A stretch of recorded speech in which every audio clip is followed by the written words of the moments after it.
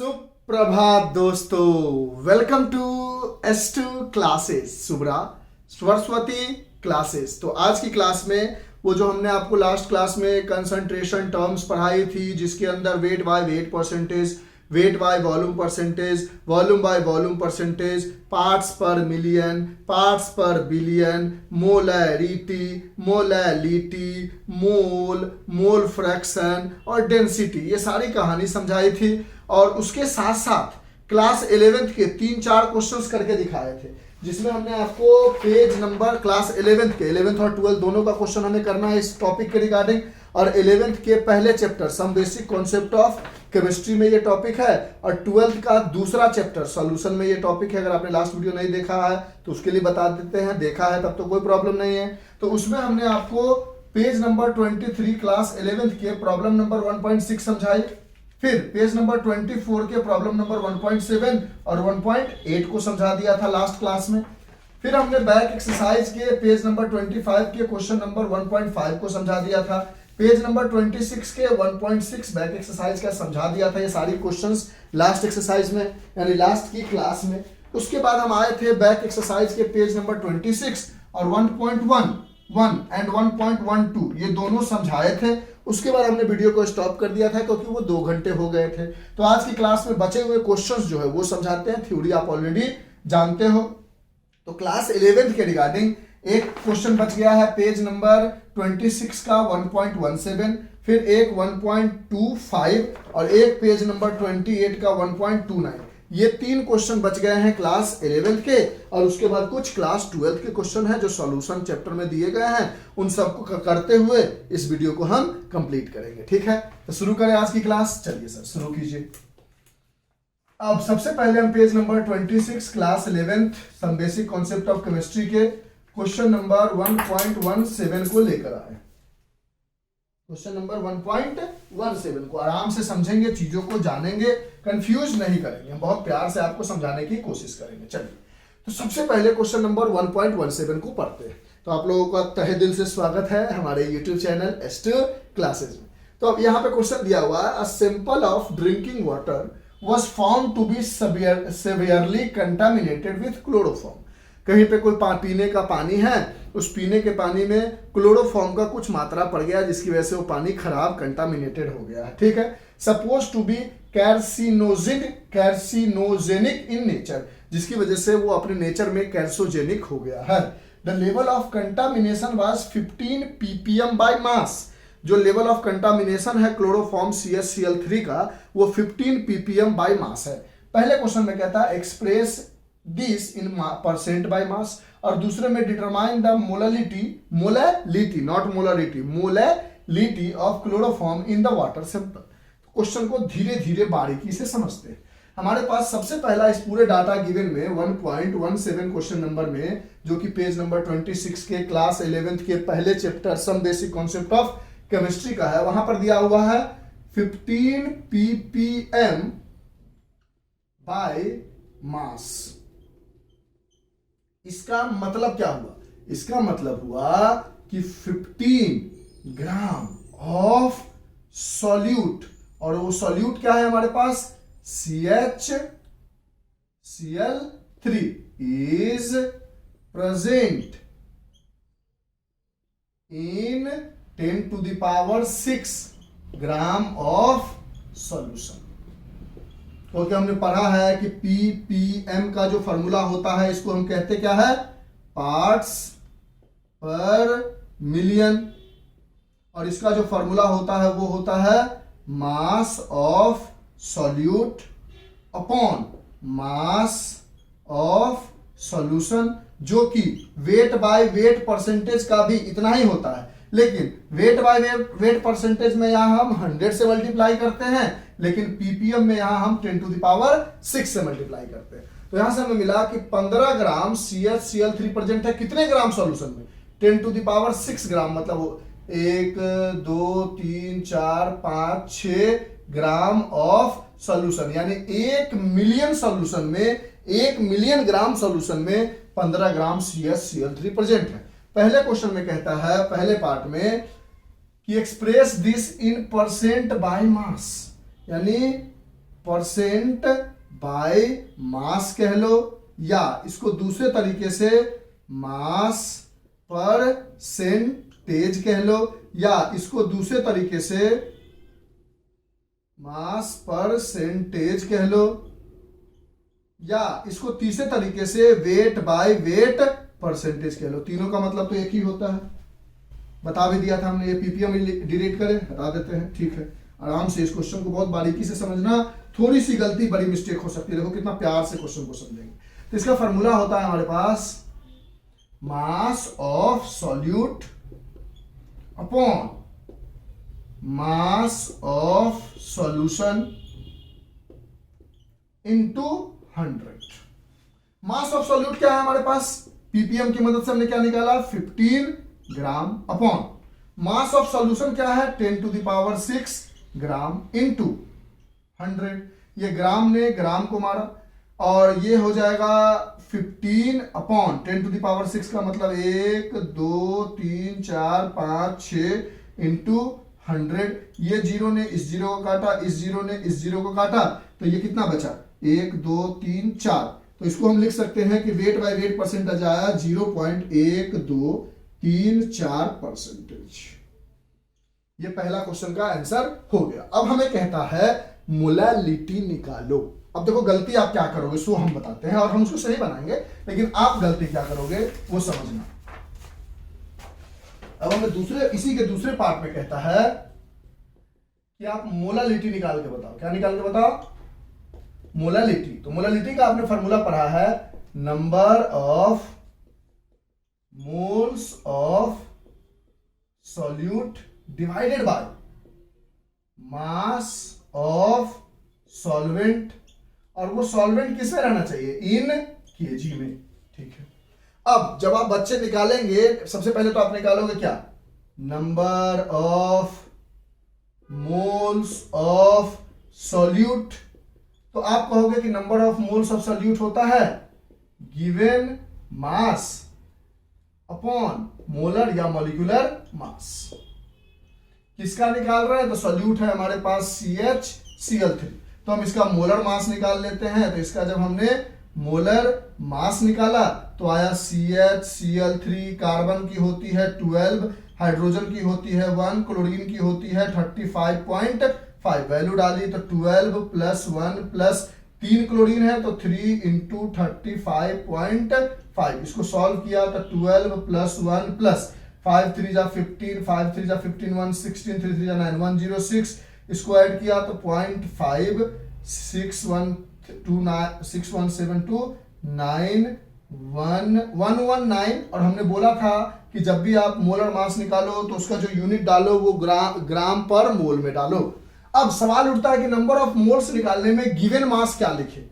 तो बहुत सारे बच्चा कहेंगे सर 15 ग्राम ऑफ सॉल्यूट तो दिया गया है, तो गिवन मास में हम डाल देते हैं 15 ग्राम, और यहीं पे वो गलत होगा, नहीं डालना, हम बता रहे हैं। और अपॉन मोलर मास में डाल देते हैं 119.5 ग्राम अपॉन मोल, और वो आप गलत हो गए। क्यों गलत हुए इस बात को गौर से समझना। ये 15 ग्राम कितने में प्रेजेंट है भैया, 1,00,000 ग्राम सॉल्यूशन में प्रेजेंट है 15 ग्राम। और मोलरिटी निकालने के लिए हमको 1 केजी सॉल्यूशन में कितना प्रेजेंट है, मास ऑफ सॉल्वेंट, यानी हमको सॉल्यूशन 1 ही केजी का चाहिए ना, उसमें मास ऑफ सॉल्वेंट हम निकाल लेंगे, केजी में चेंज कर लेंगे, लेकिन ओवरऑल हमें 1 केजी के अंदर की बात करनी है ना। बात को लॉजिक को पकड़ रहे हो, पक्की वाली बात। तो यहाँ 15 ग्राम मत डाल देना, ये ब्लंडर हो जाती है बच्चों से कि डायरेक्ट देख लिया कि 15 ग्राम ऑफ सॉल्यूट तो डाल दिया 15 ग्राम अपॉन 119, यहीं से 0 नंबर आ गया। 15 ग्राम प्रेजेंट है 10 टू द पावर 6 ग्राम, यानी 10,00,000 ग्राम के 1 इकाई 2,5 सैकड़ा 1000 10,000 लाख 10 लाख, हाँ 10,00,000 ग्राम ऑफ सॉल्यूशन में प्रेजेंट है। और 10,00,000 ग्राम ऑफ सॉल्यूशन में प्रेजेंट है 15 ग्राम, तो हमें ये देखना है कि 1000 ग्राम सॉल्यूशन में कितना प्रेजेंट है, तभी तो उसको सॉल्वेंट की बात करेंगे, क्योंकि मोलालिटी जो होती है वो 1 केजी पे बात की जाती है। बात को पकड़ रहे हो, तो देखो इसको कैसे एलिब्रेट करेंगे। फर्स्ट पार्ट तो लिख लिया होगा आपने, 0.0015% आ गया, ठीक है। इरेज करें, कर दो सर, पक्का, हाँ सर। तो देखना अच्छे से, ये फर्स्ट पार्ट तो लिख लिया होगा आपने, लिख लिया था ना, दिखा था ना, हाँ सर दिख गया था। तो आपके पास 1 पर 1 2 3 4 5 6 ग्राम सॉल्यूशन में 15 ग्राम CHCl3 प्रेजेंट है, तो 1 ग्राम सॉल्यूशन में 15 अपॉन 1 पर 1 2 3 4 5 6 ग्राम CHCl3 प्रेजेंट होगा। तो आप कहो कि 1000 ग्राम सॉल्यूशन में कितना प्रेजेंट होगा, तो आप कहोगे 15 अपॉन 1 पर 1 2 3 4 5 6 इंटू 1000 ग्राम CHCl3 प्रेजेंट होगा। बात पकड़ रहे हो? वो 15 ग्राम जिसने डाला वो गलत हो गया, और यही छोटी छोटी सी गलती से मार्क्स कट जाता है। ये जीरो इस जीरो को मारा, ये जीरो इस जीरो को मारा, ये जीरो इस जीरो को मारा, तो क्या बच गया हमारे पास? 1 2 3 1000 बचा, ऊपर 15 है तो 0.015 ग्राम CHCl3 है। बात पकड़ रहे हो? अच्छा, तो गिवन मास की जगह आप ये 15 ग्राम ना लिख के क्या लिखोगे? 0.015 ग्राम CHCl3 को, कि सॉल्यूशन 1000 ग्राम तक ही रखना है। अगर मोलरिटी वगैरह होता तो 1000 लीटर तक ही बात करनी होती, 1000 मिलीलीटर तक ही बात करनी होती, या 1 लीटर या 1 केजी या 1000 ग्राम तक। तो 1000 ग्राम में इतना ग्राम CHCl3 प्रेजेंट है, तो यहाँ पर जो गिवन मास लिखोगे वो 0.015 ग्राम लिखोगे, और मोलर मास जो लिखोगे 119.5 ग्राम पर मोल लिखोगे। ये बात किस किस को समझ में आई और किस किस को नहीं समझ में आई, वो दोनों हमें बता दोगे। हाँ सर, सबको समझ में आ गई। अब इसको हम सॉल्व करते हैं। तो इसको जब हम सॉल्व करेंगे तो हमारे पास है 0.015 डिवाइडेड बाय 119.5, तो ये हमारे पास कुछ मिल के आया। हम लिखते हैं, इसको इरेज करें, ये वाला पोर्शन इरेज करते हैं, मोलर मास कैसे निकाला है वो हटा देते हैं। तो यहां से हमें मिला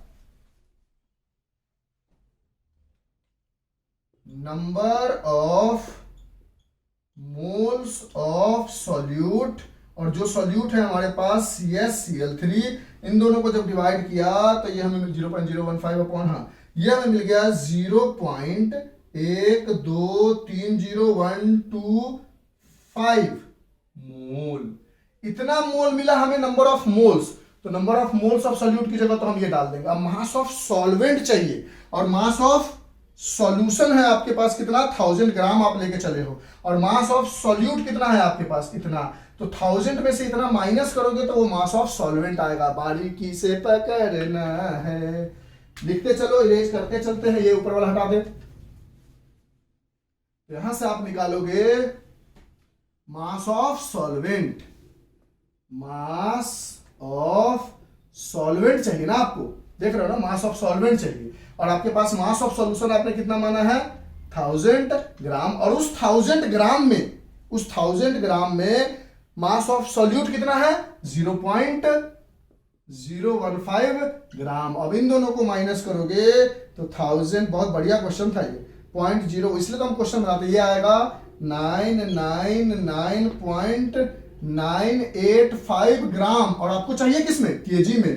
तो 999.985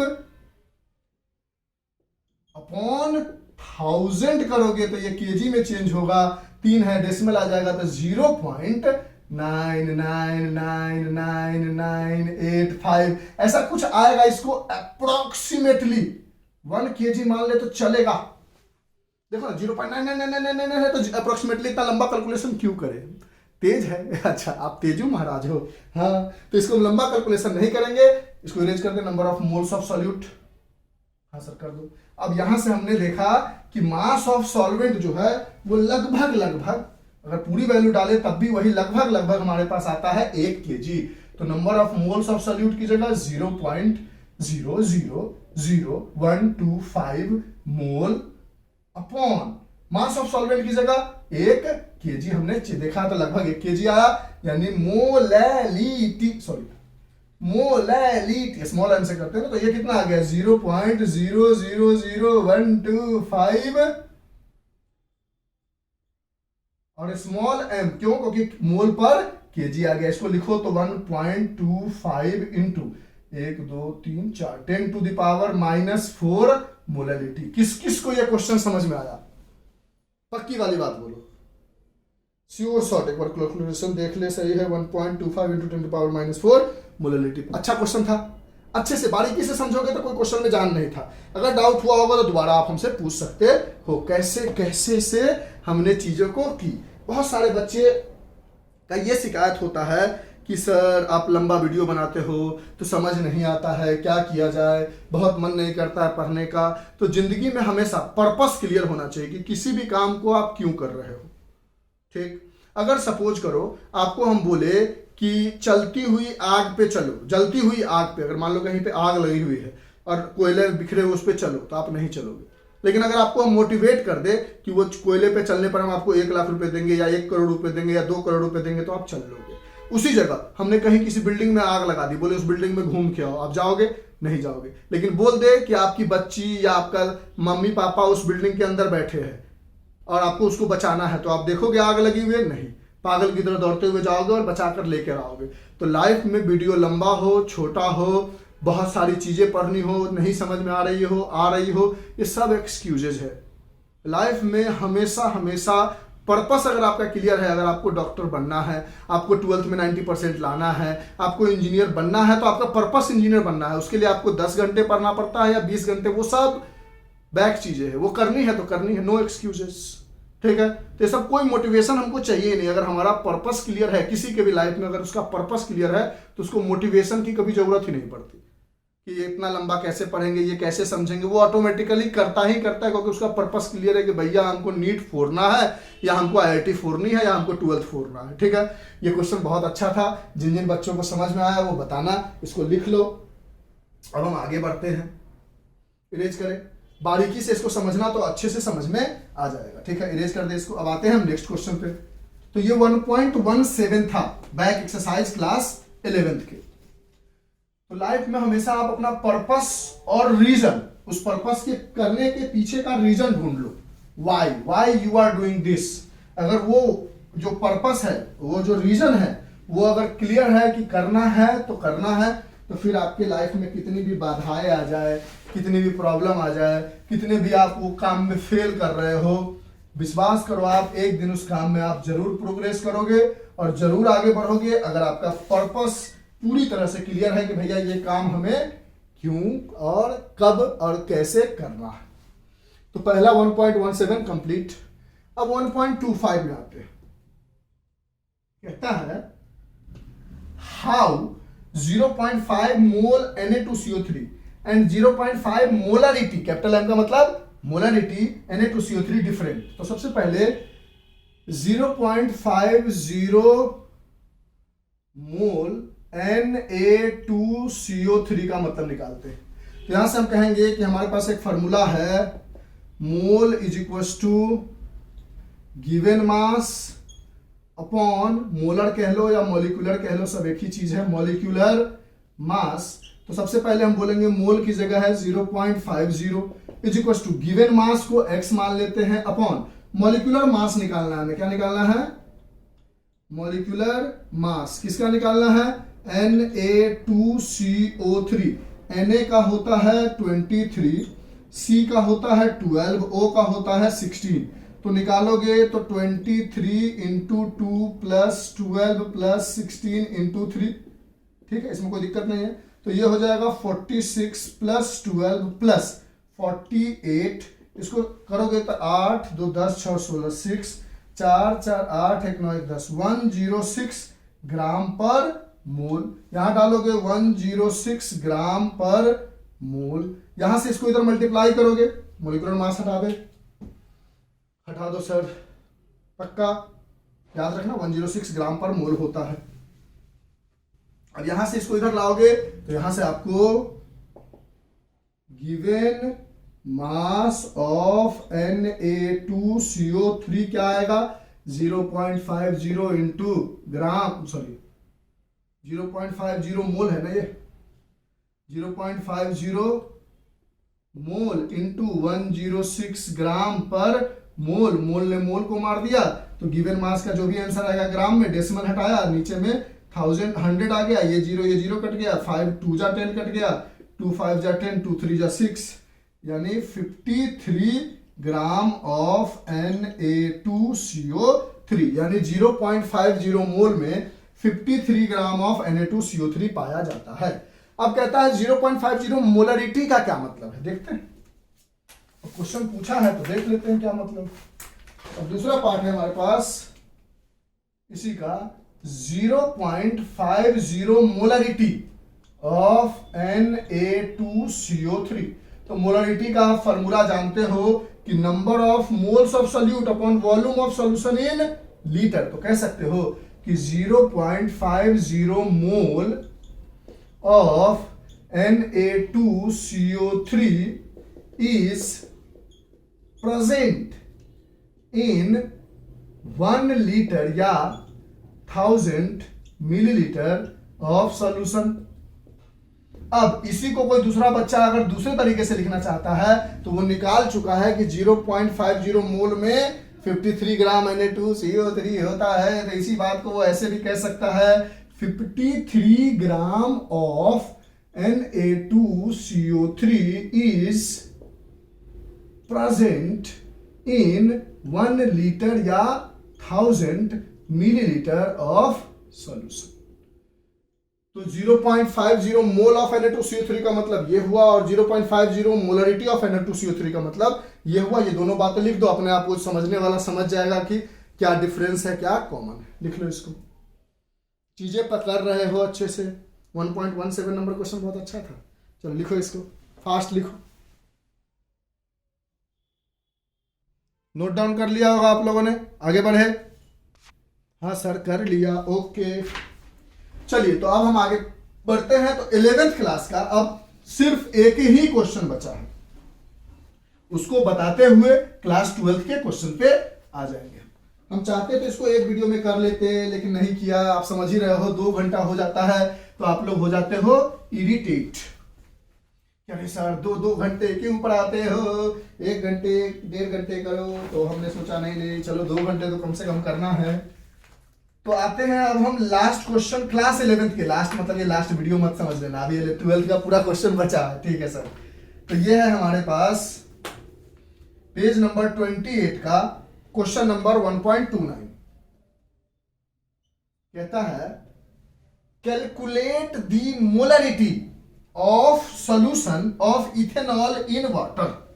यानी आपको निकालना है मोलरिटी, और मोलरिटी का फॉर्मूला आप जानते हो कि मोलरिटी की तरह होता है, बस मोलरिटी के नीचे में मास ऑफ सॉल्वेंट इन केजी होता है और मोलरिटी में volume of solution in litre होता है। तो number of moles of solute, और देख के लग रहा है कि इथेनॉल इन वाटर, इथेनॉल ही है solute, upon volume of solution in litre. ये तो फॉर्मूला हमारे पास आ गया।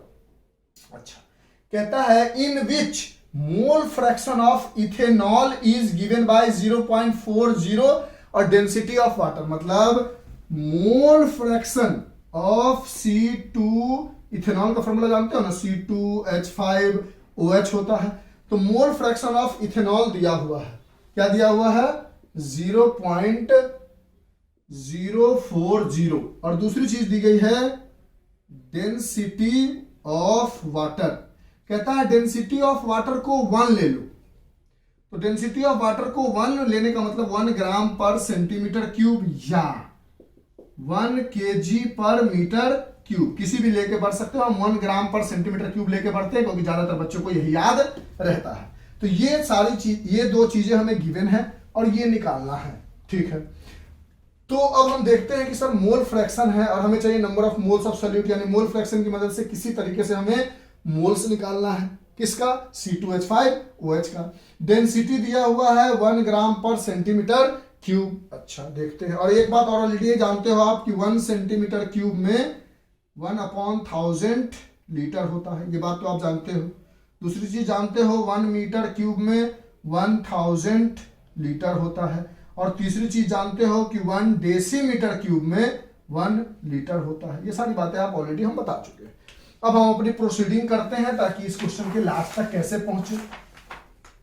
अच्छा देखते हैं, हम ये अज्यूम करके चलते हैं कि volume of solution in litre जो है 1 लीटर है, तभी तो निकलेगा चीजें ना, क्योंकि 1 ग्राम पर सेंटीमीटर क्यूब, और 1 सेंटीमीटर क्यूब में कितना होता है? इतना लीटर। यानी यहां से आप एक बात कह सकते हो, देखो आराम से, घबराने की जरूरत नहीं, पहले इसको लेके चलते हैं। बिल्कुल मत घबराओ, कैसे कैसे पहुंचेंगे देखना, आराम से देखना, ठीक है। यहां से आप बोलोगे कि मोल फ्रैक्शन ऑफ C2H5OH को लिख सकते हो number of moles of C2H5OH upon number of moles of C2H5OH plus number of moles of H2, क्योंकि वाटर ही है। दूसरी चीज आप जानते हो ना कि अगर A एक एलिमेंट है, B एक एलिमेंट है, इसका मोल 1 है, इसका मोल 2 है, तो मोल फ्रैक्शन ऑफ A निकालना होगा तो mole of A upon mole of A plus mole of B होता है, डेट इज 1 अपॉन 1 प्लस 2 होता है, डेट इज 1 अपॉन 3 होता है। और मोल फ्रैक्शन ऑफ B निकालना हो तो mole of B upon mole of A plus mole of B होता है, जो 2 अपॉन 1 प्लस 2 होता है, डेट इज 2 अपॉन 3 होता है। क्योंकि जिसका मोल फ्रैक्शन दिया जाता है उसके मोल को ऊपर लिखते हैं और टोटल मोल को नीचे लिखते हैं। ये कहानी आप ऑलरेडी जानते हो। हाँ सर जानते हैं, इतने समझदार तो हम हैं, आप हमें इतना बेवकूफ क्यों समझ लेते हो। एक टीचर और एक माँ बाप हमेशा अपने बच्चों को बेवकूफ ही समझता है, अच्छी बात है ना। तो यहाँ पर हमारे पास मोल फ्रैक्शन दिया हुआ है 0.040 is equal to number of moles of C2H5OH निकालना है, हमें नहीं पता। Number of moles of C2H5OH हमें निकालना है, हमें नहीं पता। हम लेकिन number of moles of H2O निकाल सकते हैं। कैसे? देखो आराम से समझना। हमारे पास दिया हुआ है डेंसिटी बराबर 1 क्वेश्चन में, तो 1 मतलब 1 ग्राम पर सेंटीमीटर क्यूब, यानी 1 सेंटीमीटर क्यूब में 1 ग्राम वाटर है। आराम से घबराना मत, बिल्कुल घबराने की जरूरत नहीं, ठीक है। इसका मतलब 1/1000 लीटर में हम ये एज्यूम कर लेते हैं, क्योंकि सेंटीमीटर को लीटर में चेंज करना है आसान है, कि जो हमारा वॉल्यूम ऑफ सॉल्यूशन है, क्योंकि डेंसिटी ऑफ वाटर है 1 सेंटीमीटर क्यूब में 1 ग्राम लीटर, तो हम ये मान लेते हैं वॉल्यूम ऑफ सॉल्यूशन 1 लीटर है हमारे पास, यानी 1000 मिलीलीटर है। तो 1/1000 लीटर में 1 ग्राम वाटर है, तो 1 लीटर में कितना ग्राम वाटर होगा? तो 1000 इधर जाएगा, मल्टीप्लाई होगा तो 1000 ग्राम वाटर होगा, यानी 1 लीटर में 1000 ग्राम वाटर, मतलब ये क्या हो गया? गिवन मास हो गया किसका? पानी का। कि 1 लीटर में हमने एज्यूम किया है कि वॉल्यूम ऑफ सॉल्यूशन 1 लीटर है, तो 1 लीटर में 1000 ग्राम, जब भी नहीं दिया जाए वॉल्यूम ऑफ सॉल्यूशन तो 1 लीटर, मोलरिटी के लिए 1 kg ऐसे ही कंसीडर करते हैं, जैसे उसको 1.17 में भी किया था। तो 1 लीटर में 1000 ग्राम वाटर है, यानी गिवन मास ऑफ सॉल्वेंट यानी वाटर मिल गया। इससे मोल निकाल लेंगे, मोलर मास है मेरे पास। ये वाला पोर्शन इरेज करे, लिख लो आप, इरेज करें, ये सब यहां से पूरा इरेज कर देते हैं क्योंकि वहां उस बात को लिख दिया है, ठीक है। पक्का पक्का पक्का, हाँ सर ठीक है।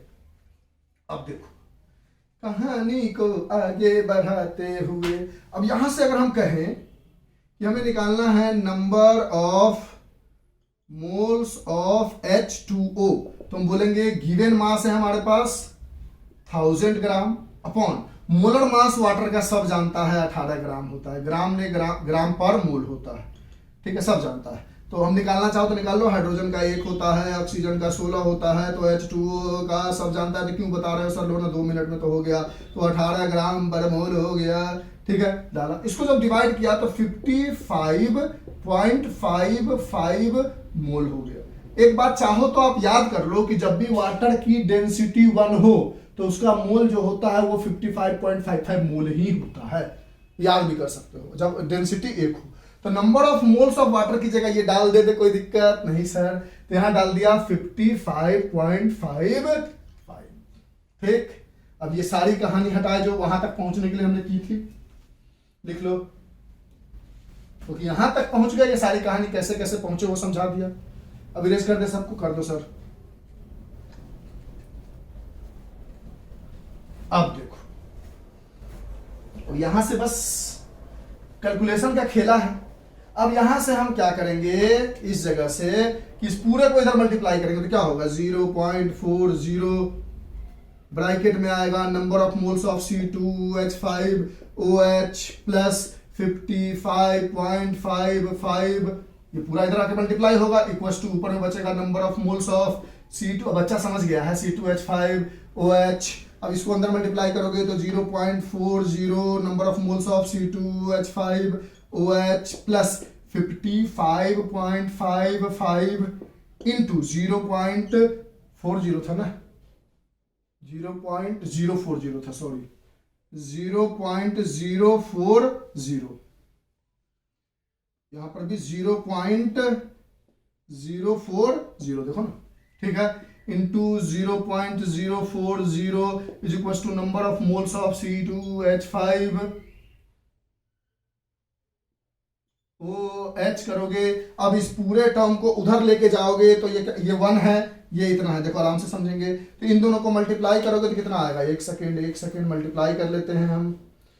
ये मल्टीप्लिकेशन ही तो टाइम ले लेता है। ये आ जाएगा लगभग 4 5 20, 4 5 22, 4 5 22, यानी 2.222 मोल, इन दोनों का मल्टीप्लिकेशन, ठीक है, इज इक्वल टू, इसको उधर लेके जाओगे तो number of moles of C2H5OH minus 0.040 number of moles of C2H5OH होगा, और इसमें से number of moles of C2H5OH common लोगे तो 1 माइनस 0.040 आएगा, और इसको माइनस करोगे तो ये आ जाएगा 10 में से 0 गया 0, 6 और 9, यानी इसको डायरेक्ट माइनस करके लिख दे, नहीं लिखते, आप लोग कंफ्यूज कर जाओगे। चलो यहां से हमने बोला कि 2.222 बराबर 0.96 into number of moles of C2H5OH। अब यहां से बोलोगे number of moles of C2H5OH बराबर 2.22 अपॉन 0.96,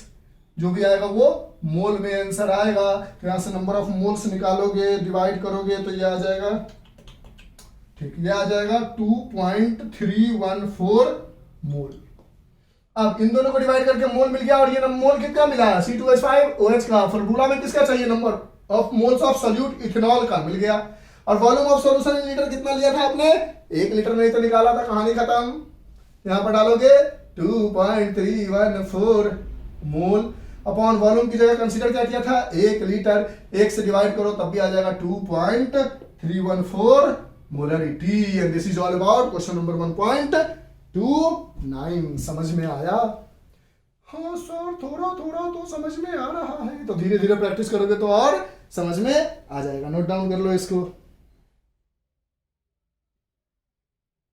जल्दी से। चलो एक छोटी सी शायरी सुनाते हैं। जिंदगी जीना आसान नहीं होता, बिना संघर्ष के कोई महान नहीं होता। जिंदगी जीना आसान नहीं होता, बिना संघर्ष के कोई महान नहीं होता।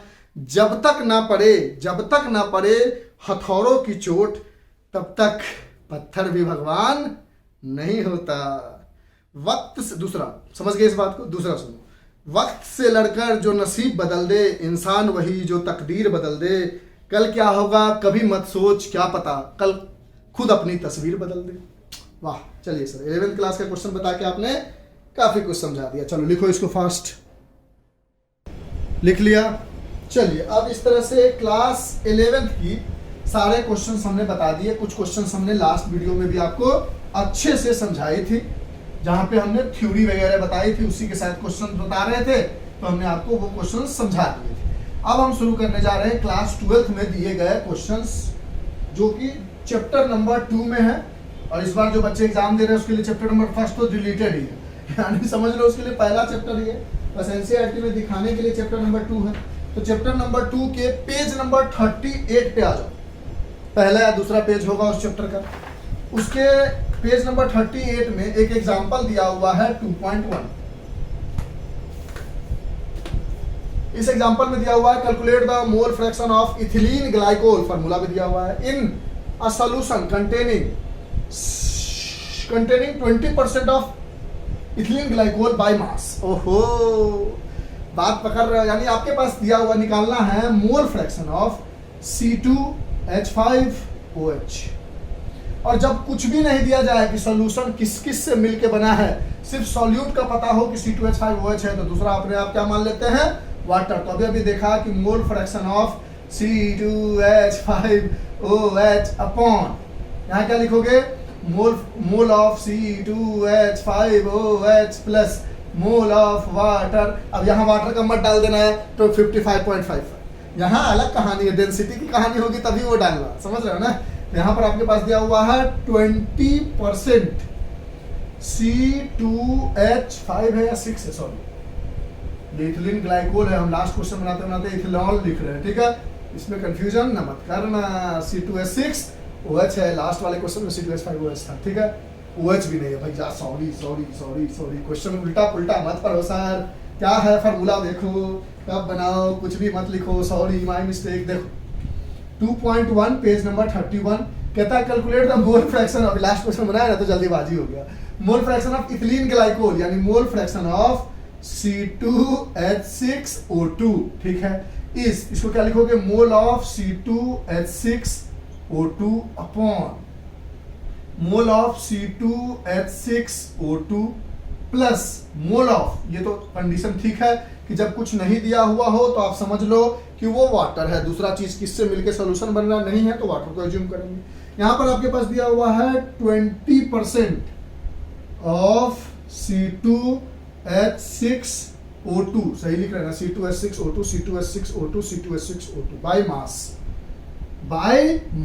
बाय मास यानी ये वेट बाय वेट परसेंटेज है। तो इसको एलिब्रेट करोगे तो क्या बोलोगे, 20 gram of C2H6O2 present in 100 gram of solution, ठीक, और सॉल्यूशन किस किस से मिलकर बना है, इथिलीन ग्लाइकोल एंड वाटर। तो यहां से आप बोलोगे mass of C2H6O2 that is solute is given 20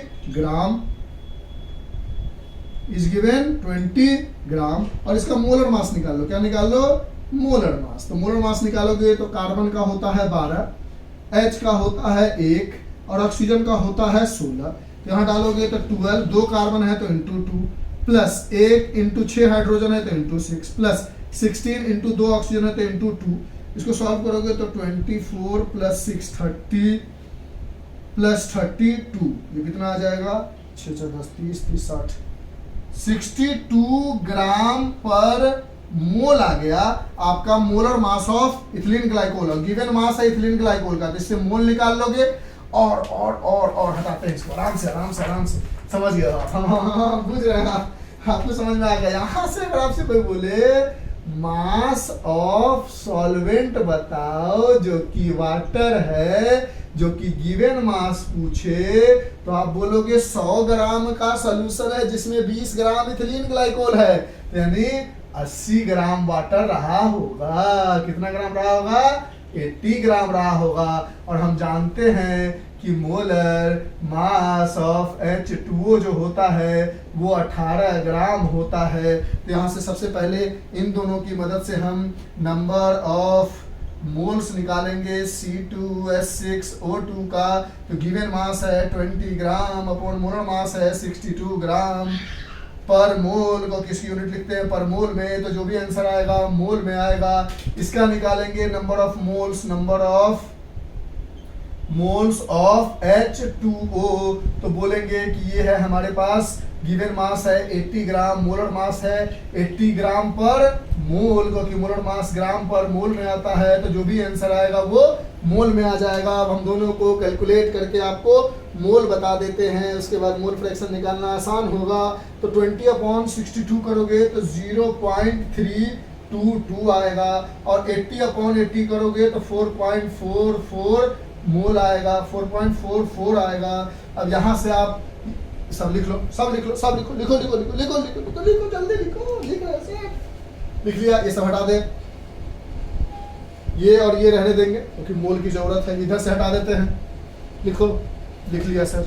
अब ये वाला पोर्शन अगर हम हटा के क्वेश्चन को आगे प्रोसीड करें तो मोल फ्रैक्शन ऑफ C2H6O2 कह रहा है, तो ऊपर में लिखोगे इसका मोल तो 0.322 अपॉन इसका मोल 0.322 प्लस 4.44, इसको सॉल्व करोगे तो ये ऐड करके आ जाएगा 0.322 अपॉन ये हो जाएगा 4 2 6 4 4 है तो ये 2 2 रह गया, एक 4 से जुड़ा 6 हो गया और 4 3 7 हो गया, 4.762 आएगा। और इसको डिवाइड करोगे तो लगभग आ जाएगा 0.068। ये हो गया मोल fraction of C2H6O2 that is ethylene glycol. और आप पढ़े हो कि मोल fraction of A plus mole fraction of B बराबर 1 होता है, यानी मोल fraction of C2H6O2 plus mole fraction of water जो है वो 1 होगा। तो अगर हमें मोल फ्रैक्शन ऑफ वाटर निकालना है तो इसको हम 1 minus mole fraction of C2H6O2 कर दे तो चलेगा। तो 1 माइनस 0.068 करोगे तो ये लगभग आ जाएगा 0.932 is the mole fraction of water and 0.068 is the 0. सही निकाला है ना हमने, हाँ 0.068 is the mole fraction of ethylene glycol. ठीक था, इजी क्वेश्चन था, इरेज करें। चलिए अब हम बढ़ते हैं नेक्स्ट क्वेश्चन पे। लिख लो, लिख लिया सर। ये सब इजी क्वेश्चन में क्या टाइम देते हो आप लिखने का? हम लोग वैसे भी बहुत टैलेंटेड है, हमको लिखने में प्रॉब्लम थोड़ी होता है। अच्छा इतना टैलेंटेड था तो आपने फिर जल्दी जल्दी वो वीडियो को पॉज करके पहले खुद के क्वेश्चन क्यों नहीं बनाए? अरे नहीं सर, आपकी वीडियो का व्यू बढ़ाना था। ओ मत बढ़ाओ, अपनी जिंदगी की व्यू बढ़ाओ, दूसरे की जिंदगी की व्यू बढ़ाने में मतलब वो हम अपने ये मेहनत आपके लिए और साथ साथ अपने फायदे के लिए भी कर रहे हैं कि हमारी जिंदगी अच्छी हो। तो आप भी वही काम करो जो आपकी जिंदगी को अच्छी बनाती है। अब आते हैं एग्जाम्पल नंबर 2.2 पेज नंबर 38 के। अब हमारे पास दिया हुआ है कैलकुलेट द मोलरिटी। तो लिख लो मोलरिटी बराबर number of moles of solute upon volume of solution but that should be in litre of containing 5 gram of NaOH in 450 ml of solution. ओह बड़ा इजी है ये तो हमारे पास दिया हुआ है mass of NaOH that is solute का मास है 5 ग्राम। तो इसका मोलर मास निकाल लो, मोलर मास ऑफ NaOH निकालोगे तो Na का होता है 23, H का होता है 1, O का होता है 16।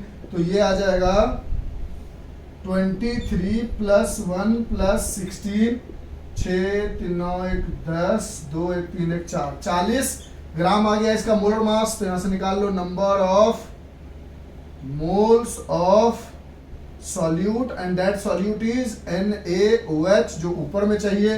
तो ये हो गया given mass 5 gram upon molar mass 40 gram, gram ने ग्राम को मारा 1/8 मोल आ गया, ग्राम पर मोल हमेशा मोलर मास लिखोगे, अगर हम कभी भूल गए तो आप मत भूलना, ग्राम पर मोल। तो number of moles of solute की जगह 1/8 मोल। और वॉल्यूम ऑफ सॉल्यूशन क्या है हमारे पास? तो हमारे पास वॉल्यूम ऑफ सॉल्यूशन गिवन है 450 ml, लेकिन चाहिए किसमें? लीटर में। तो 450/1000 लीटर। 0 ने 0 को मारा, 5 ने इसको 20 बार में मारा, 5 ने इसको 9 बार में मारा। तो ये आ गया 9/20 लीटर। इसको सॉल्व करोगे तो 20 ऊपर चला जाएगा, ये नीचे, तो 20/9 8 जा 72 मोलरिटी। इसको सॉल्व करके दिखा दे। हाँ सर मन है तो दिखा दो। ये डिवाइड करेंगे तो लगभग हमारे पास, एक सेकेंड दो, 20 डिवाइडेड बाय 72 0.2777777 आया। इसको लिख लो 0.278 मोलरिटी। ये भी क्वेश्चन खत्म, लिख लो इसको। लिख लिया सर, इरेज करें, पक्की वाली बात। ओके चलिए अब हम बढ़ते हैं 2.3 पे। तो धीरे धीरे जो जो क्वेश्चन अच्छा होगा उसमें टाइम लगाएंगे, जो क्वेश्चन इजी होगा उसको जल्दी जल्दी सॉल्व करके दिखा देंगे ताकि आपका भी टाइम वेस्ट ना हो। 2.3 में आते हैं हम। तो कहता है हमारे पास कि कैलकुलेट द मोलालिटी। क्या निकालना? मोलालिटी। तो फॉर्मूला लिख लो। सर इतना बार क्यों बोलते हो, आपको थोड़ी नहीं सुनाई दे रहा? अच्छा मोलालिटी होता है number of moles of solute. इसमें तो कोई दिक्कत नहीं, लेकिन नीचे में क्या लिखते हैं? मास ऑफ सॉल्वेंट, और वो सॉल्वेंट का मास किस में होना चाहिए, केजी में। अच्छा ठीक है सर। अब कहता है 2.5 gram of ethanoic acid CH3COH in 75 gram benzene. ओह कितना इजी कर दिया। यानी हमारे पास देखो ना, मास ऑफ सॉल्यूट डायरेक्ट दे दिया, और सॉल्यूट क्या है, इथेनोइक एसिड, जो कि है CH3COOH, और इसका मास मतलब गिवन मास ये कितना है 2.5 ग्राम।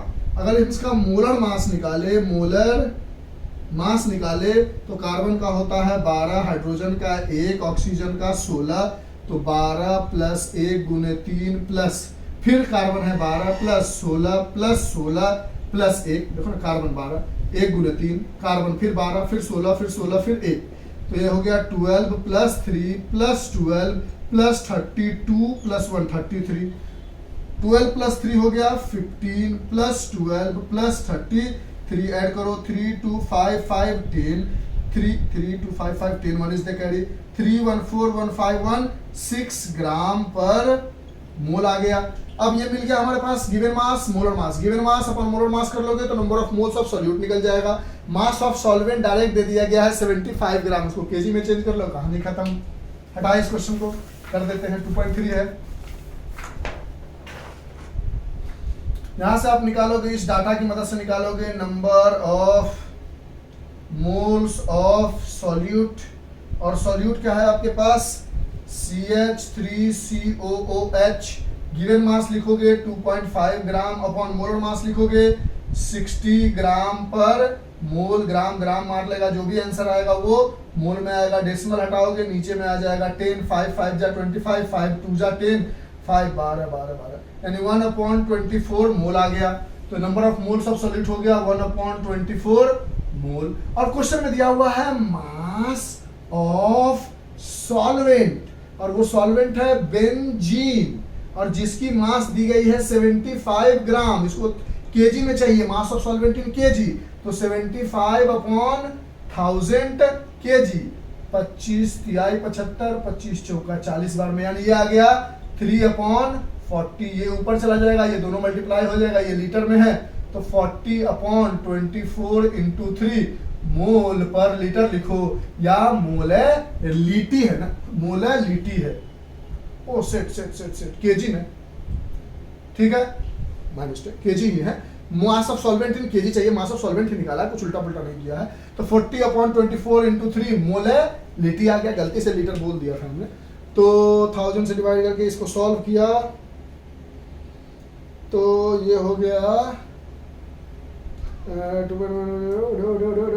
ये लगभग आ गया 0.556। इसको सॉल्व किया तो देख लेते हैं ना हम कैलकुलेट करके। 40 डिवाइडेड बाय 4 6 72, 0.55556 आ रहा है, तो इसको लिख दिया 0.556 स्मॉल m, या तो इसको यूनिट लिखो मोल पर केजी, या डायरेक्ट स्मॉल m लगा दो, वो आ जाएगा मोलैलिटी। ठीक है, लिख लो इसको। तो इस तरह से आपको अब लग रहा होगा कि क्वेश्चन धीरे धीरे आसान है, लेकिन हम करके पूरा दिखाएंगे, क्योंकि इसके बैक एक्सरसाइज में भी अच्छे अच्छे क्वेश्चंस आ रहे हैं। जिन बच्चों को इस बात का घमंड हो जाए कि हमें आ चुका है, वो थोड़ा बैक एक्सरसाइज के कुछ क्वेश्चंस करके देखना, आपके पसीने निकल जाएंगे। तो इसको आप जरूर बना लेना, जरूर कर लेना, एकदम पक्की वाली बात है, बहुत अच्छे अच्छे क्वेश्चन है, करो इसको। आगे हम नेक्स्ट क्वेश्चन बताते हैं, लिखो, लिख लिया।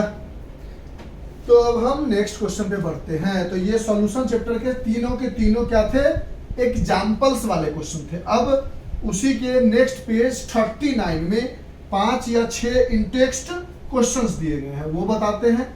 फिर उसके बाद बैक एक्सरसाइज के 3-4 क्वेश्चंस है, वो बताते हैं।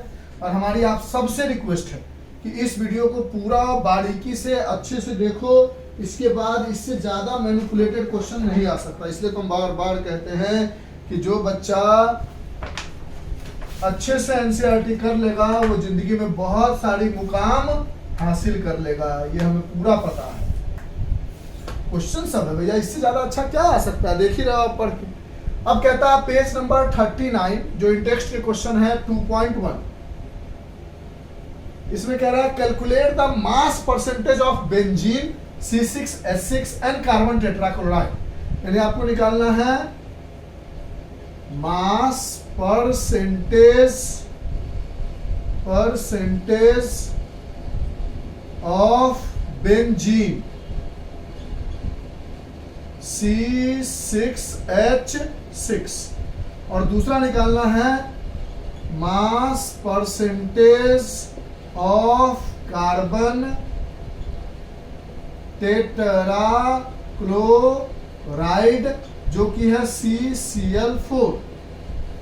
तो मास परसेंटेज बोलो या वेट बाय वेट परसेंटेज बोलो, मास परसेंटेज बोलो या वेट बाय वेट परसेंटेज बोलो, जिसमें दिया गया है स्टेटमेंट में कि if 22 gram of benzene, 22 gram of benzene that is C6H6 is dissolved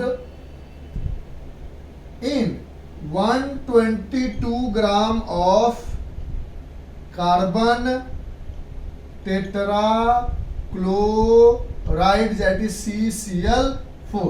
तो जब wait by weight percentage of benzene निकालोगे तो ऊपर में क्या लिखोगे, mass of benzene upon mass of benzene, यानी मास ऑफ सॉल्यूशन लिखते हो, और सॉल्यूशन किस किस से बना है, mass of benzene plus mass of CCl4 से बना है, mass of CCl4 that is carbon tetrachloride into में 100 कर दोगे, यहां से मास ऑफ बेंजीन क्या है आपके पास 22 ग्राम ऑफ बेंजीन, यानी 22 upon mass of benzene 22 gram plus mass of carbon tetrachloride dissolve in 122 gram, 122 into 100 that is 22 gram upon 144 gram into 100 ग्राम ने ग्राम को मारा, ये 22 2 से 11 बार में 2 7 जा 14, 2 2 जा 4 आ जाएगा, इसको डिवाइड करोगे और मल्टीप्लाई करोगे तो ये कितना आ जाएगा हम आपको बता देते हैं कैलकुलेट करके, 11 डिवाइडेड बाय 72 22 140, यानी ये लगभग आपको मिल जाएगा 15.28%। ये किसका आ गया, मास परसेंटेज ऑफ बेंजीन। अब अगर आपको mass percentage of carbon tetrachloride लिखना है तो 122 ग्राम ऊपर लिखो, mass of carbon tetrachloride upon 22 gram plus 122 gram into 100, कहानी खत्म। लेकिन अगर कोई बच्चा इतना कैलकुलेशन नहीं करना चाहता, इसको कैलकुलेट करोगे तो लगभग आ जाएगा 84.72%। अगर कोई बच्चा इतना कैलकुलेट नहीं करना चाहता है तो वो मास percentage of carbon tetrachloride direct निकाल सकता है कि टोटल परसेंट होता है 100, उसमें से 15% ये है तो कार्बन टेट्राक्लोराइड कितना होगा 100 माइनस 15.28%, घटाओगे तो 10 में से 8 गया 2, 9 में से 2 गया 7, डेसिमल 9 में से 5 गया 4 और 8, 84.72%। या तो आप मास ऑफ कार्बन टेट्राक्लोराइड ऊपर लिखो और नीचे में 22 प्लस 122 करो इंटू 100 करो तो mass percentage of carbon tetrachloride मिल जाएगा। या अगर आपने mass percentage of benzene already निकाल लिया है तो टोटल परसेंटेज 100 होता है, 100 में से इसको माइनस कर दो, आपको mass percentage of carbon tetrachloride मिल जाएगा। ये आपके सहूलियत के हिसाब से है कि आप कैसे बनाना चाहते हो, लिख लो इसको। लिखने में देर मत करो, हम आते हैं नेक्स्ट क्वेश्चन पे अपने। इरेज करें, यस सर कर दो। इजी था, जो इजी है उसमें टेंशन लेने की जरूरत नहीं, लेकिन जो अच्छे अच्छे क्वेश्चन है उसको करने की जरूरत है। इरेज कर देते हैं, कर दो सर। अब हम 2.2 पे आते हैं।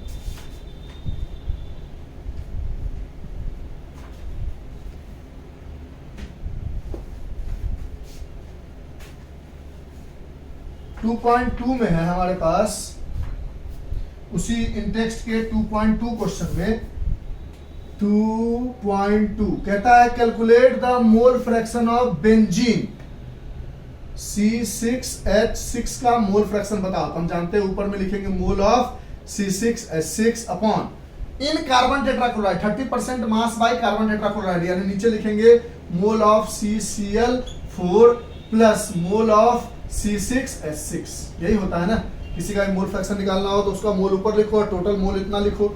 आपके पास दिया हुआ calculate the mole fraction of benzene in a solution containing 30% by mass in carbon tetrachloride.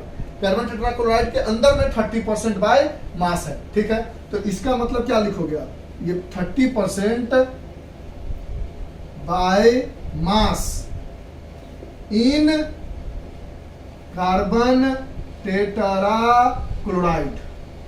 इसका मतलब हुआ 30% बाय मास का मतलब हुआ 30 ग्राम ऑफ बेंजीन, क्योंकि बेंजीन जो है, देखो क्वेश्चन को समझेंगे, calculate the mole fraction of benzene, यहां तक तो ठीक है। इन अ सॉल्यूशन, एक ऐसा सॉल्यूशन है जिसमें 30% by mass in carbon tetrachloride के रहते हुए और बेंजीन के रहते हुए 30% बाय मास का सॉल्यूशन बनाया जाता है, जिसके अंदर 30 ग्राम बेंजीन है, यानी 30 gram of benzene is present in 100 gram of solution. यानी यहां से आपके पास मिल गया मास ऑफ बेंजीन, और ये कैसी मास है, गिवन मास। ये कितना है, 30 ग्राम। अब यहां से कोई कहेगा कि मोलर मास ऑफ बेंजीन निकालो, तो मोलर मास ऑफ बेंजीन निकालोगे तो कार्बन का होता है 12 और कार्बन है C6H6, कार्बन का 12, हाइड्रोजन का 1, तो 12 into 6 plus 1 into 6 that is 72 plus 6 that is 78 ग्राम पर मोल। अब ये मास ऑफ बेंजीन है, ये मोलर मास है, इसे नंबर ऑफ मोल्स निकाल लो। अगर अगर अगर इसको हटा लें, अगर आपके पास मोलर मास ऑफ बेंजीन निकल गया, इससे आप निकाल लोगे number of moles of benzene, तो यह आ जाएगा 30 ग्राम अपॉन 78 ग्राम पर मोल, जो भी होगा वो मोल में आंसर आएगा, हम कैलकुलेट कर देंगे। अब देखो टोटल कितना है, 100 ग्राम, उसके अंदर कार्बन टेट्राक्लोराइड कितना होगा, तो 30 ग्राम बेंजीन है, 100 ग्राम का सॉल्यूशन है, यानी given mass of carbon tetrachloride कितना हो गया, given mass of carbon tetrachloride CCl4 कितना हो गया, 100 ग्राम माइनस 30 ग्राम इज 70 ग्राम। और उसके बाद अगर आप निकालते हो मोलार मास ऑफ CCl4, तो आप बोलोगे कार्बन का होता है 12, क्लोरीन का होता है 35.5, तो 12 प्लस 4 इंटू 35.5, यह आ जाएगा 12 plus 5 4 जा 22 is the carry, 5 4 जा 20 and 2 22, 2 is the carry, 4 3 जा 12 and 2 142, पक्का ना, 5 चलो 20 0 2 2 ठीक है। इसको ऐड करोगे तो 4 5 2 2 4 4 1 5 154 ग्राम पर मोल आ गया। अब यहां से आप निकालोगे number of moles of CCl4, तो बोलोगे गिवन मास है 70 ग्राम अपॉन मोलर मास है 154 ग्राम पर मोल, जो भी आंसर आएगा वो मोल में आएगा। आप दोनों को कैलकुलेट करते हैं, दोनों का मोल मिल जाएगा, तो मोल ऑफ CCl ये डाल देंगे, इसका मोल को जोड़ लेंगे, हमारा क्लियर कट आंसर आ जाएगा। ठीक है, तो हमें मिल गया 30 अपॉन 78 किया तो हमें मिल गया 0.3846 मोल, और अगर हमने 70 अपॉन 154 किया तो हमें मिल गया 0.4545 मोल। अब हमें निकालना है मोल फ्रैक्शन, इसको इरेज कर दे, थोड़ा सा लिख लो, जो भी इसमें से लिखना है ये वाला पार्ट इरेज करेंगे, ये इसका मतलब, ठीक है, इरेज कर दे। अब यहां से लिखोगे मोल फ्रैक्शन ऑफ C6H6 निकालना था, तो C6H6 का मोल आया है 0.3846 अपॉन, इसका आया है 0.4545 प्लस 0.3846। इन दोनों को सॉल्व करोगे आप तो 0.3845 ओवरऑल, तो ये मिल जाएगा 0.458 is the mole fraction of C6 H6। अगर आपसे कोई बोलता कि मोल फ्रैक्शन ऑफ CCl4 बताओ, तो आप जानते हो मोल fraction of this plus mole fraction of this बराबर 1 होता है, तो 1 माइनस 0.458 कर लेते तो आ जाता 10 में से 8 गया 2, 9 में से 5 गया 4, 9 में से 4 गया 5, 0.452 मोल फ्रैक्शन आ जाता CCl4 का। पूछ नहीं रहा था फिर भी बता दिया। और मोल फ्रैक्शन ऑफ C6H6 आ गया 0.458। बोलो समझ में आई बात? लिख लो इस पार्ट को, फिर आगे बढ़ते हैं। तो इस तरह से ASCII का मजा आ जाएगा। देखो क्वेश्चन वाला सीरीज तो मजा आएगा, ठीक ना? करो इसको, क्योंकि क्वेश्चन बनाने से हमारा कॉन्सेप्ट क्लियर होता है। नोट डाउन कर लिया यहाँ तक? यस सर, कर लिया। चलिए तो अब आगे बढ़ते हैं। अब हम नेक्स्ट क्वेश्चन में बढ़ेंगे 2.3 पर। तो धीरे धीरे आप देख रहे हो कि क्वेश्चंस कितने बेहतरीन आते जा रहे हैं, इसलिए हम आपको समझा रहे हैं कि पूरी तरह से बना लोगे तो आपको बहुत फायदा होगा, आप खुद समझ सकते हो। अब 2.3 आते हैं, सेम पेज नंबर 39 जो इन टेक्स्ट का क्वेश्चन है सॉल्यूशन के चैप्टर का।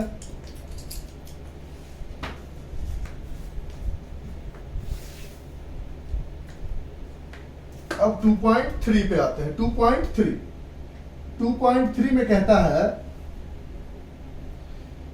Calculate the molarity. क्या कह रहा है? मोलरिटी। तो पहले हम जानते हैं कि number of moles of solute divided by volume of solution in litre of each of the following solution. A में दिया हुआ है 30 ग्राम ऑफ CO, CO मतलब कोबाल्ट, O स्मॉल होगा, CONO3 whole twice dot 6H2O in 4.3 litre of solution. यानी volume of solution है आपके पास 4.3 litre. अब यहां से आप निकालोगे सबसे पहले molar mass of CONO3 whole twice dot 6H2O। Cobalt का मोलर मास होता है 59 ग्राम, N का होता है 14, ऑक्सीजन का होता है 16, H का होता है 1।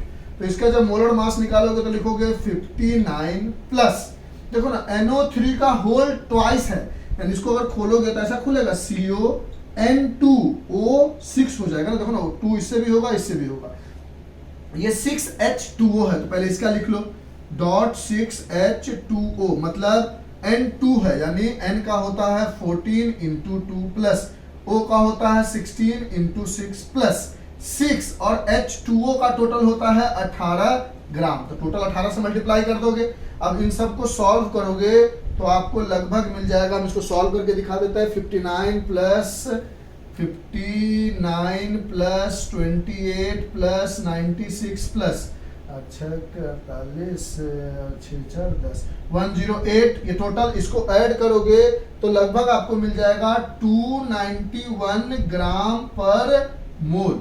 ये मिल गया आपको क्या? Molar mass of CONO3 whole twice 6H2O। ठीक है, कोई दिक्कत है यहां तक? No sir. अब आपके पास इसका गिवन मास है, इसका गिवन मास है आपके पास,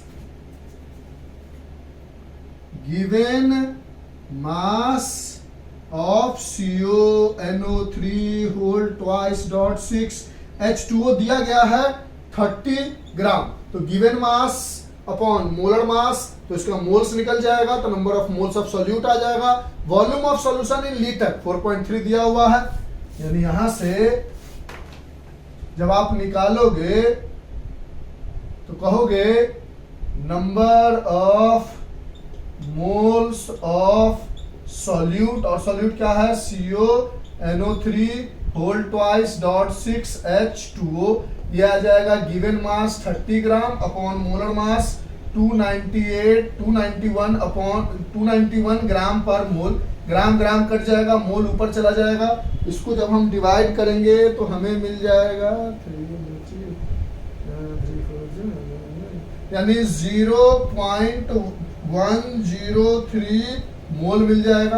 अब आपको मोल मिल गया और वॉल्यूम दिया हुआ है तो फॉर्मूला में पुट कर लो। तो यहाँ से मोलरिटी बराबर नंबर ऑफ मोल्स कितना है 0.103 mole upon volume already litre में है तो 1000 से डिवाइड करने की जरूरत नहीं है और इससे निकालोगे तो मोलरिटी की वैल्यू आ जाएगी 0.023 molarity and this is the molarity for the part A. यहां तक कोई दिक्कत है लिख लो। अब इरेज कर दे पहले पार्ट को, लिखो लिखो लिखो लिखो। फिर इसका दो पार्ट है, इसमें ए है और बी है। पहले पार्ट को अच्छे से लिखो फिर दूसरे पार्ट को इरेज करते हैं बताते हैं। यस सर लिख लिया। ये पहला पार्ट था, इरेज कर दे पक्का ना। हाँ volume of solution in litre में था तो हमें प्रॉब्लम थी ही नहीं। अब दूसरे पार्ट को जरा देखो, बी पार्ट में इसी 2.3 के बी पार्ट में भी एक क्वेश्चन है जिसमें कहता है 30 ml ऑफ 0.51, देखो क्या लिखा हुआ सो दिखाते हैं। 30 ml of 0.5 m H2SO4 diluted to 500 ml, diluted to 500 ml। Dilute करने के बाद ये 500 ml आया, यानी ये किसके लिए फॉर्मूला यूज करोगे, मोलरिटी ऑफ डाइल्यूशन।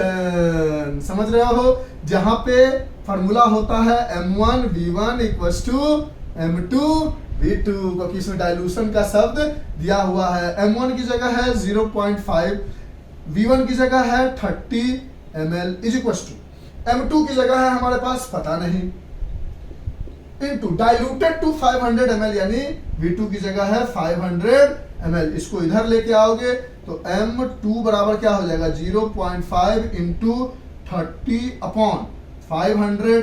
जो भी आंसर आएगा मोलरिटी में क्योंकि ml ml कट जाएगा, इसका मोलरिटी बच जाएगा। डेसिमल हटाओगे नीचे में 10 आ जाएगा, ये 0 से ये 0 कट जाएगा तो ये बच जाएगा हमारे पास 15 अपॉन 500 मोलरिटी। इसको डिवाइड कर लेते हैं तो ये लगभग आ जाएगा हमारे पास 15 डिवाइडेड बाय 500 0.03 मोलरिटी आ जाएगा। बात समझ में आया। तो ये मोलरिटी ऑफ डाइल्यूशन का क्वेश्चन था। अगर मान लो इसमें आपको मोलरिटी ऑफ डाइल्यूशन नहीं पता होता, कंफ्यूज कर जाते तो आप क्या कहते कि 30 ml में 0.5 m मोलरिटी है तो 1 ml में कितना होगा वो निकाल लो, फिर 500 ml में कितना होगा वो निकाल लो और बात आपका क्लियर कट हो जाता। बात समझ रहे हो, देखो ना। अगर मान लो मोलरिटी ऑफ डाइल्यूशन आपको नहीं पता, सब ये सॉल्यूशन हो गया कट टू कट, ठीक। अब आपसे कह रहा है दूसरा तरीका, अगर आपको मान लो नहीं पता होता, इरेज कर लिखो इसको पहले, पक्का लिखो, जल्दी लिखो। लिख लिया, लिखो पक्का लिखो एकदम अच्छे से। लिख लिया सर। अगर मान लो ये आपको मोलरिटी ऑफ डाइल्यूशन नहीं पता है, सपोज फॉर्मूला भूल गए, ऐसा हो सकता है ना, तो आप क्या कहोगे कि सर 30 ml में हमारे पास 0.5 मोलरिटी है तो 1 ml में हमारे पास मोलरिटी कितनी होगी 0.5 अपॉन, अब 0.30 ml में हमारे पास इतना मोलरिटी है, 0.5 ml मोलरिटी है कितना 30 ml में। हाँ ठीक है ठीक है ठीक है ठीक है, चलो चलो चलो, ये दिया हुआ है। अगर मान लो फॉर्मूला नहीं याद है तो आप मोलरिटी का फॉर्मूला निकालोगे, number of moles of solute upon volume of solution in litre. आराम से, घबराने की जरूरत नहीं है। तो यहां से मोलरिटी की जगह है 0.5 is equal to number of moles नहीं पता, ऑफ सोल्यूट क्या है H2SO4 upon volume of solution in litre यानी 30 अपॉन 1000 करोगे, ये इधर आएगा तो 0.5 इंटू 30 अपॉन 1000 आ जाएगा, that is number of moles of H2SO4। ये 0 इस 0 को मार देगा, यहाँ एक डेसिमल हटाओगे, यहाँ 10 आ जाएगा तो ये आ जाएगा 15 upon 1000 that is 0.015 molarity mole आ गया, number of moles of H2SO4 आ गया। अब मोलरिटी का फॉर्मूला लगा लो, number of moles of solute upon volume of solution in litre. तो बोलोगे number of moles of solute है 0.015 मोल और वॉल्यूम ऑफ सॉल्यूशन दिया हुआ है 500, लेकिन मिलीलीटर में है, लीटर में चेंज करेंगे तो 1000 से डिवाइड कर देंगे तो ये चेंज हो जाएगा लीटर में, 0.000 कट गया। अब ये बच गया 5 2 जा 10 तो ये आ गया लगभग 0.015 मोल अपॉन 0.1/2 है, जिसको 0.5 लीटर लिख सकते हो। इसको डिवाइड करके देखो तो ये डेसिमल हटाओगे तो ऊपर में 10 चला जाएगा, और ये डेसिमल हटाओगे तो नीचे में 1000 आ जाएगा। ये इस 0 को काट गया, 5 3 जा 15 काट गया, यानी 3/100 आ गया, दैट इज 0.03 मोलरिटी आ गया। तो जैसे मन है वैसे बना सकते हो। अगर आपको डायरेक्ट फार्मूला याद है तो आपके लिए फायदेमंद हो जाता है। फायदेमंद इसलिए हो जाता है क्योंकि आपको ज्यादा परेशानी झेलनी नहीं पड़ती है। तो हर तरीके से चीजों को समझना है। इरेज करें तो 2.3 भी हो गया कंप्लीट। अब हम 2.4 पे आते हैं, लिख लो इसको। तो जिस तरीके से आपको मन है उस तरीके से आप बना सकते हो। मोलरिटी ऑफ डाइल्यूशन हो गया। इन सब चीजों में भी आप डायरेक्ट फार्मूला अगर आप भूल गए हो तो दिमाग लगा के, लॉजिक लगा के आप चीजों को आराम से समझ सकते हो। ठीक है सर, तो ये पेज खत्म, यानी पेज 39 का 2.3 तक बता दिया। अब इसमें 2 क्वेश्चन और है इन टेक्स्ट में, उसके बाद है बैक एक्सरसाइज के क्वेश्चंस। तो अब हम आते हैं 2.4 पे, सेम पेज नंबर 39 के ही solution chapter number 2, question number 2.4। अब 2.4 को देखते हैं। ये बड़ा अच्छा क्वेश्चन है, अच्छे से समझना। जो अच्छा कह रहे हैं उसको अच्छे से समझना, घबराने की जरूरत बिल्कुल नहीं है। अच्छा सर, इतना लंबा चौड़ा पढ़ा देते हो आप। हम लोग तो शॉर्ट्स देखने के आदी है। टिंगा टिंगा डिंगा डिंगा, देखा खत्म कहानी। सर मजाक उड़ा रहे हो, प्रैक्टिकली मजाक ही उड़ा रहे हैं आप भाई। शॉर्ट्स देख के आप मतलब सोचो शॉर्ट्स क्या कर रहा है जानते हो? हमारे दिमाग को बहुत बहुत कंजुगेट कर रहा है, मतलब छोटा कर रहा है। छोटा करने का मतलब भैया हमारा दिमाग बड़े चीजों, आप कहता है एक लाइन में कोई कॉन्सेप्ट बताओ, कैसे बताए? बताओ आप ही। कोई भी कॉन्सेप्ट एक लाइन में समझाया जा सकता है? बिल्कुल नहीं समझाया जा सकता है। या तो गलत समझ लोगे या तो समझ ही नहीं पाओगे। चलो ये सब बात नहीं करते, आपकी जिंदगी है, आप देखो। कहता है calculate the mass of urea required of making 2.5 kg of 0.2 molar aqueous solution. 2.5 kg का 0.2 मोलर एक्वस सॉल्यूशन बनाने के लिए NH2CONH2 यानी यूरिया का कितना मास लगेगा? तो देखेंगे हमारे पास है 0.25 मोलल एक्वस सॉल्यूशन। तो मोलल का मतलब क्या होता है? मोललिटी। मोलल का मतलब मोललिटी पढ़ा है आपने, तो इसको आप एलोबरेट करोगे तो कहोगे 0.25 gram of urea, that is NH2CONH2 is present in 1000 gram of solvent. समझो सॉल्वेंट और कुछ नहीं दिया, यानी सॉल्वेंट क्या रहा होगा? वाटर। बात को आराम से पकड़ना, आराम से, घबराने की जरूरत नहीं। कह रहा है कि 0.25 मोलर, ग्राम नहीं, mole mole mole mole mole mole mole mole of, my mistake, mole of, यानी 0.25 मोलर एक्वस सॉल्यूशन को देखो ना। मोललिटी का फार्मूला और हर चीज के लिए आप लोग इतना कंफ्यूज करोगे, क्या होता है? Number of moles of solute divided bye mass of solvent and that condition should be in kg। तो कहता है 0.25 mole of solute that is urea is present in 1000 ग्राम कह लो या 1 kg of solvent, क्योंकि mass of solvent नीचे चाहिए। अच्छा, यहां से हमने देखा, यहां से हमने एक बात गौर किया कि यहां से हमारे पास number of moles of urea is equal to हम लिख सकते हैं given mass upon molar mass. अब number of moles of urea है हमारे पास 0.25 मोल, गिवन मास हमें नहीं पता x, और मोलर मास यूरिया का कितना होगा? तो n का होता है 14, H का होता है 1, और ये CO है, कोबाल्ट नहीं है। कार्बन का होता है 14 और O का होता है 16। तो NH2CONH2 को निकालोगे तो हो जाएगा 14 plus 1 into 2 plus 12 plus 16 plus 14 plus 1 into 2, 14 2 16 16 32, 14 2 16 32 32, देखो ना ये 14 plus 2 plus 12 plus 16 plus 14 plus 2, तो 14 प्लस 2 16, 16 प्लस 16 32 प्लस 16 30, 16 48 48 प्लस बचा हुआ 12, यानी लगभग 8 2 10 5, हाँ, यानी आ गया 16 ग्राम पर मोल। मोलर मास निकाल लिया, समझ गया हो? हमें याद था, आपको दिखाने के लिए हमने बोला है, क्योंकि चैप्टर हम जब आगे पढ़ाएंगे तो हम ये सारी चीजें आपको लिखवाएंगे कि सुक्रोज का मोलर मास, यूरिया का मोलर मास और ग्लूकोज का मोलर मास याद रखना है।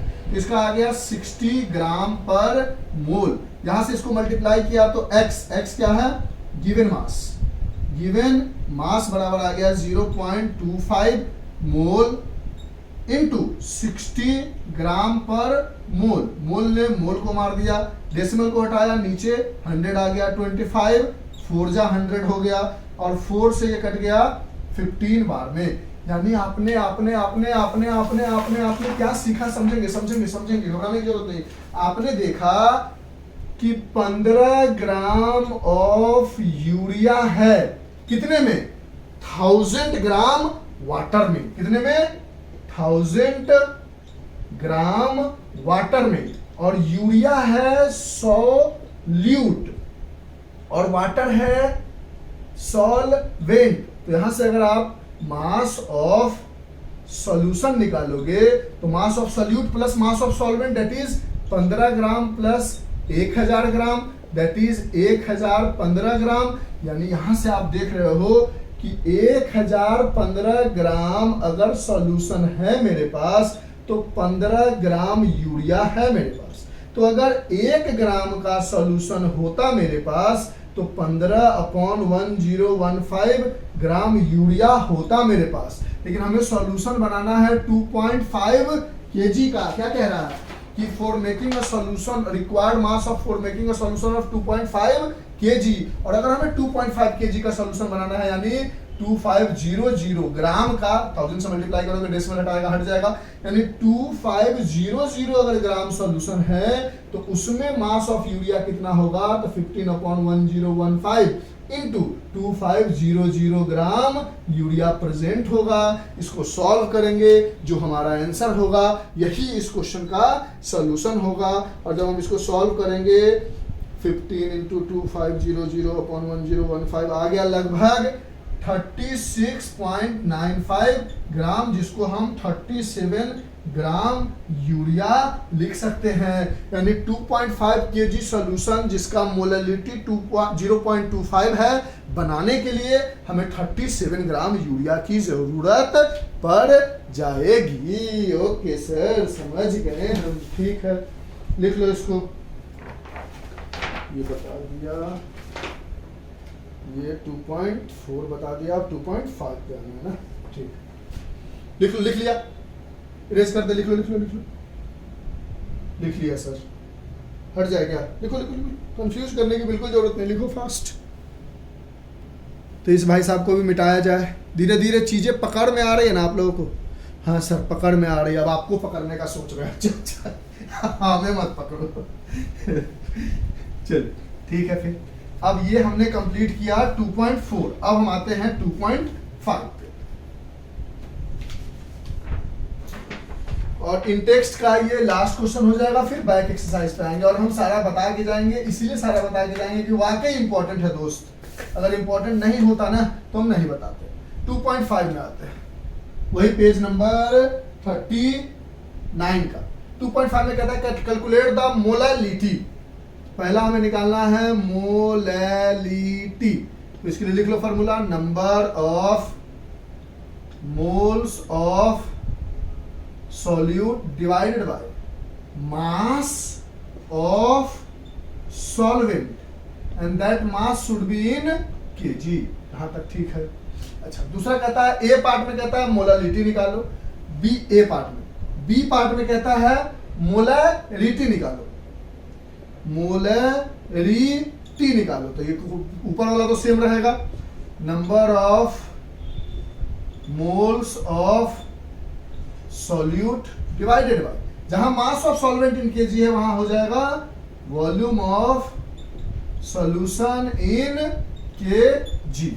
अब तीसरे में भी कह रहा है मोल फ्रैक्शन भी निकालो। ओह, तीसरे में कह रहा है मोल फ्रैक्शन ऑफ के आई निकालो। दूसरा चीज कुछ दिया हुआ है, नहीं दिया हुआ है तो दूसरा चीज मान के चलेंगे कि वो क्या है। Calculate the molality and mole fraction of K I in density के I if the density of 20% mass is this, यानी वाटर रहा होगा। यानी मोल फ्रैक्शन ऑफ के आई निकालना है that is mole of K I upon mole of K I plus mole of water. जो दूसरा चीज नहीं दिया जाता है उसको हम क्या कंसीडर करते हैं, वाटर ही तो कंसीडर करते हैं ना। तो दूसरी चीज हमारे पास क्या है, वाटर है। ठीक है, यहां तक कोई दिक्कत, लिख लो।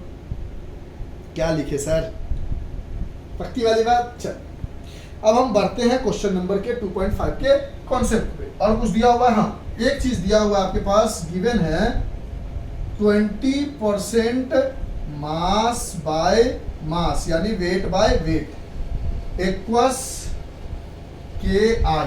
दूसरा चीज दिया हुआ है if the density of 20% equals ki is this, if the density of 20% mass by mass equals ki is this ग्राम पर millilitre. Okay, density of ki ही दिया हुआ है ना हमारे पास, देखो तो अच्छे से, पक्की वाली बात।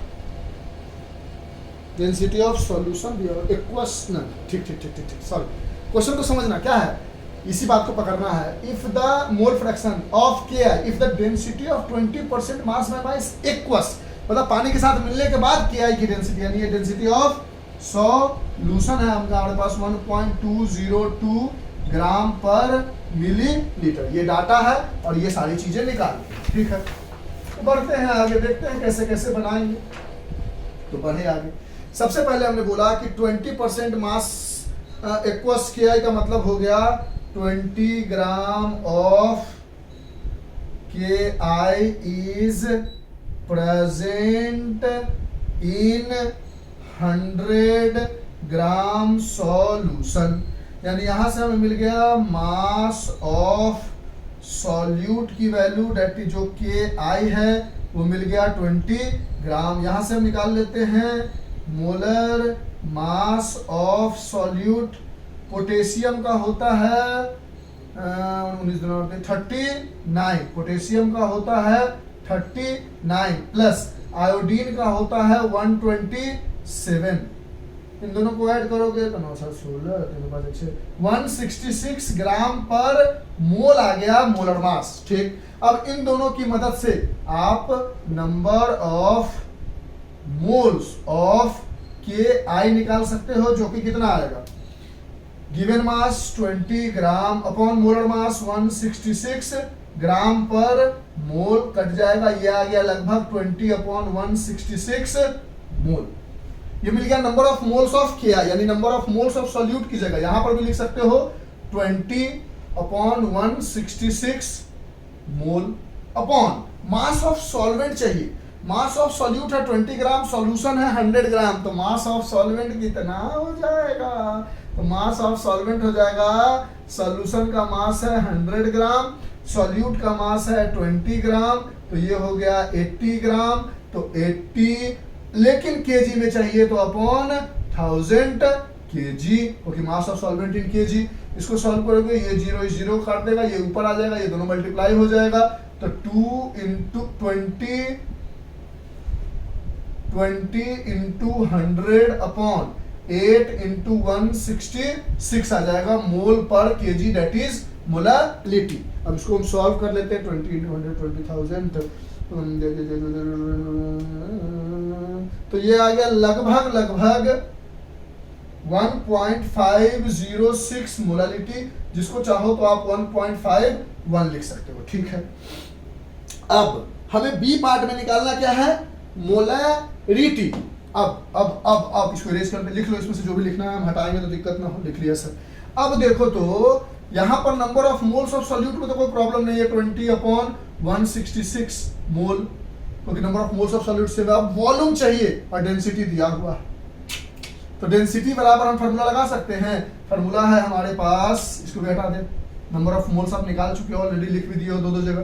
तो आप डेंसिटी का फार्मूला जानते हो, डेंसिटी बराबर मास अपॉन वॉल्यूम होता है। डेंसिटी ऑफ सॉल्यूशन है, मास ऑफ सॉल्यूशन है, वॉल्यूम ऑफ सॉल्यूशन है, तो यहाँ से वॉल्यूम ऑफ सॉल्यूशन अगर आप निकालोगे तो वो density of solution into mass of solution हो जाएगा। डेंसिटी है हमारे पास 1.202 ग्राम पर मोल, और मास ऑफ सॉल्यूशन कितना है 100, तो इससे जब मल्टीप्लाई करोगे तो लगभग 120.2 ग्राम जो भी आएगा 100 ग्राम ग्राम पर मोल कर्पूर के डेंसिटी के बराबर वॉल्यूम आ जाएगा मिली लीटर में। समझ रहे हो बात को? तो यहाँ से आपको वॉल्यूम इधर लेके नहीं सॉरी उल्टा कर दिया। वॉल्यूम लेके जाओगे तो डिवाइड जाएगा ना, सॉरी माय मिस्टेक। यहाँ से वॉल्यूम ऑफ सॉल्यूशन लिखो। देखो ना, समझने की जरूरत है, घबराने की जरूरत नहीं। इसको इधर करोगे तो ये इधर आएगा ना। छोटी मोटी गलती आप बोल सकते हो ना, अरे सर बोल रहे थे आप वीडियो में, सुन कहाँ रहे थे। अच्छा, डेंसिटी ऑफ सॉल्यूशन करोगे, यानी वॉल्यूम की जगह क्या मिल जाएगा, मास ऑफ सॉल्यूशन है 100 अपॉन डेंसिटी ऑफ सॉल्यूशन है 1.2, मास है 100 ग्राम और डेंसिटी है 1.202 ग्राम पर मिलीलीटर। ग्राम ग्राम मर जाएगा, मिलीलीटर ऊपर चला जाएगा तो यहाँ आ जाएगा। तो मिल गया 20 अपॉन 166 अपॉन 100 अपॉन 1.202 मिलीलीटर और ये मोल है। देख रहे हो ना, डेंसिटी बराबर मास अपॉन वॉल्यूम और वॉल्यूम बराबर मास अपॉन डेंसिटी। तो मास की जगह डाल दिया 100 ग्राम क्योंकि मास ऑफ सॉल्यूशन चाहिए, क्योंकि सॉल्यूशन का डेंसिटी दिया हुआ है, और वॉल्यूम ऑफ सॉल्यूशन चाहिए, volume of solution in KG लिख दिए थे, इन लीटर। इतना समझदार हो आप लोग। तो लीटर में भी चेंज करना है तो इसको 1000 से भी डिवाइड करना पड़ेगा। तो इसको 1000 से भी, इस पूरे टोटल को 1000 से आपको डिवाइड करना पड़ेगा। बात समझ गए? यानी यहीं पे निकाल लो, हम आपको दिखा देते हैं, घबराना बिल्कुल मत, इजी क्वेश्चन है। यहाँ घबरा गए तो पूरी काम गड़बड़ हो जाएगी। यानी इसको अगर आप डिवाइड करोगे 100 डिवाइडेड बाय 1.202 तो यह आ जाएगा 83 यहाँ से जो आप निकालोगे इस जगह से वॉल्यूम ऑफ सॉल्यूशन निकालोगे तो 100 डिवाइडेड बाय 1.202 करोगे तो ये 83.19 आ जाएगा। ठीक है, और इसको फिर आपको चेंज करना है किसमें, लीटर में। ये किसमें आया, मिली लीटर में। तो इसको फिर 1000 से डिवाइड करोगे तो ये कितना आ जाएगा, 2 0 है 1 0 और, तो 0.08319 आ जाएगा। इस पूरे की जगह अगर आप चाहो तो डायरेक्ट डाल सकते हो 0.08319 लीटर, यानी 0.08319 लीटर। कंफ्यूज नहीं किया ना, डेंसिटी की मदद से वॉल्यूम निकाल लिया। अब इसको जब करोगे तो लगभग डिवाइड करने के बाद आपको आ जाएगा 1.45 molarity. Volume of solution in litre, mass of solvent in KG. 80/1000 किया। वॉल्यूम निकालने में हमने क्या किया, density upon mass upon density किया, वो मिलीलीटर में आया और उसको फिर 1000 से डिवाइड किया तो वो लीटर में आया। इसको सॉल्व किया तो मोलरिटी पता चल गया। तो मोलरिटी निकाल लिया। अब हमें निकालना है मोल फ्रैक्शन। लिखो इरेज कर दे। सब चीज हमें पता ही है, क्या क्या चीज है। मोल ऑफ KI हमें पता ही है। तो यहां से जब आप मोल फ्रैक्शन ऑफ KI निकालोगे तो मोल ऑफ KI आपको भी ऑलरेडी पता है 20/166 प्लस वाटर के लिए निकालोगे तो वाटर का मोल क्या लिखोगे, तो बोलोगे वाटर का गिवन मास ऑफ वाटर का जो सॉल्वेंट है, मास ऑफ सॉल्वेंट है वो वाटर ही तो है, तो 80/18 होगा। अब इन सब को डिवाइड करोगे तो 18 देख लेते डिवाइड करके, तो 80 डिवाइडेड बाय 18 तो, और ये 20 डिवाइडेड बाय 166 तो ये आ जाएगा लगभग 0.12 इन दोनों का डिवीजन, और इसका भी 0.12 प्लस 4.44। इसको सॉल्व करोगे तो 0.12 अपॉन 4.56, इसको डिवाइड करोगे तो मोल फ्रैक्शन आ जाएगा लगभग 0.0263। ये हो गया मोल फ्रैक्शन ऑफ KI। अगर आपसे कोई कहता कि मोल फ्रैक्शन ऑफ वाटर भी बताओ तो 1 माइनस मोल फ्रैक्शन ऑफ 0.0263 कर लेते। 10 में से 3 गया 7, 9 में से 6 गया 3, 9 में से 2 गया 7 और यहाँ 9, ये आ जाता 0.9737 is the mole fraction of H2O, और ये है मोल फ्रैक्शन ऑफ KI, ये है मोलरिटी और ये है मोलैलिटी। कैसे कैसे निकाला समझ रहे हो ना, सीधा 20% मास बाई मास था, वहां से हमें मिल गया 20 ग्राम ऑफ सॉल्यूट, और जो हमारे पास KI था उसका मोलर मास आ गया 166, तो ये नंबर ऑफ मोल्स निकल गया, इसके लिए भी नंबर ऑफ मोल्स हो गया। इसका मास ऑफ सॉल्वेंट 100 में से 20 माइनस किया तो 80 आ गया, 80/1000 किया, सॉल्व किया, जो आ गया वो आंसर हो गया। डेंसिटी दिया हुआ था, density equals to mass upon volume, density of solution था तो मास ऑफ सॉल्यूशन लिया और वॉल्यूम ऑफ सॉल्यूशन निकाल दिया।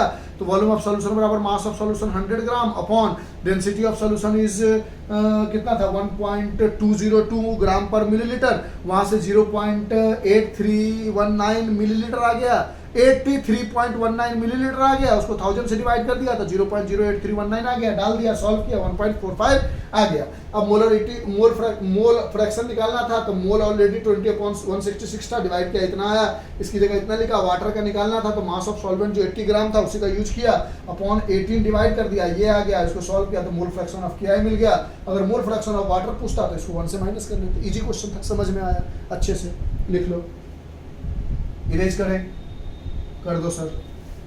अब हम बढ़ते हैं बैक एक्सरसाइज के क्वेश्चंस।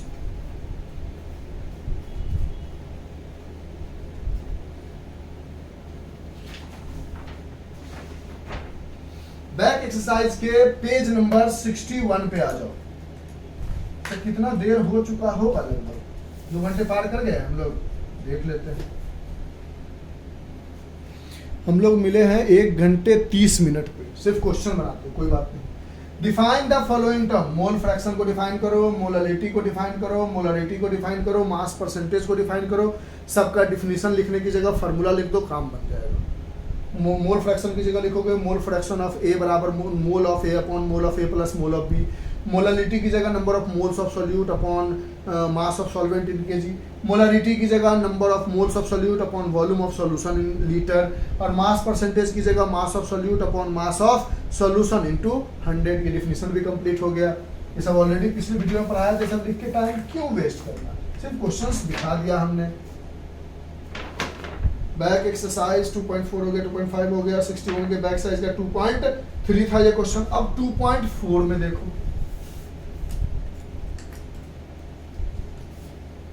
अब 2.4 को जब तक आप ट्राई करते हो तब तक हम 1 गिलास पानी पी लेते हैं। अब थोड़ा गला सूख रहा है, ओके सर, थोड़ा सा ही पीना, लेकिन ठीक ठीक पी लिया पानी, आप लोग भी पी लो, पी लिया सर। अब देखो उसी बैक एक्सरसाइज के जो पेज नंबर कितने थे भैया, दिखा दो एक बार, पेज नंबर 61 थे, आप लोगों के पास बुक होगा तो देख लोगे। पेज नंबर 61 के बैक एक्सरसाइज का 2.3 में तो डिफिनीशन लिखना था, बता दिया। 2.4 पे आते हैं। 2.4 में कहता है concentrated nitric acid used in the laboratory work is 68% nitric acid by mass in aqueous solution, यानी 68% नाइट्रिक एसिड का फॉर्मूला होता है HNO3। नाइट्रिक एसिड का फॉर्मूला होता क्या है, HNO3। Aqueous solution by mass, by मास मतलब वेट बाय वेट परसेंटेज। तो यहां से आप कह सकते हो 68 gram of HNO3 is, HNO3 क्या है, सॉल्यूट है, is present in 100 gram of solution. What should be the molarity of the sample? What should be the molarity of the sample? Molarity बताइए, मोलरिटी बताइए। तो ये होता है number of moles of solute divided bye such a sample volume of solution in litre, volume of solution in litre. Such a solution if the density of the solution, density of solution है आपके पास 1.504 ग्राम पर millilitre. Question हटा के अब solve कर लेते हैं हम। तो यहां से हम बोलेंगे कि हमारे पास number of moles of solute के लिए हमें सबसे पहले मोलर मास ऑफ HNO3 चाहिए। हाइड्रोजन का 1, नाइट्रोजन का 14, ऑक्सीजन का 16, तो 1 plus 14 plus 16 into 3, 1 plus 14 is 15 plus 48, 8 5 13 4 5 63 ग्राम पर मोल आ गया। ये है मोलर मास ऑफ HNO3 और गिवन मास ऑफ HNO3 है 68 ग्राम। तो यहां से number of moles of HNO3 निकालोगे तो ये आ जाएगा गिवन मास 68 ग्राम अपॉन मोलर मास 63 ग्राम पर मोल। ग्राम ग्राम कट जाएगा, जो भी आएगा वो मोल में आएगा। तो हम इसका देख लेते हैं 68 डिवाइडेड बाय 63, ये आ गया लगभग 1.079 मोल, ये मिल गया number of moles of solute, इसकी जगह डाल दो 1.079 मोल, ऊपर में जो मोलरिटी निकालना है वहां आ गया। वॉल्यूम ऑफ सॉल्यूशन चाहिए तो डेंसिटी दिया हुआ है और डेंसिटी ऑफ सॉल्यूशन बराबर होता है मास of solution upon volume of solution. अब यहां से वॉल्यूम ऑफ सॉल्यूशन आपको निकालना है सेम पिछली बार की तरह, तो आप कहोगे कि मास of solution upon density of solution कर देंगे। मास ऑफ सॉल्यूशन है आपके पास कितना 100 ग्राम अपॉन डेंसिटी है 1.504 ग्राम पर मोल पर मिलीलीटर।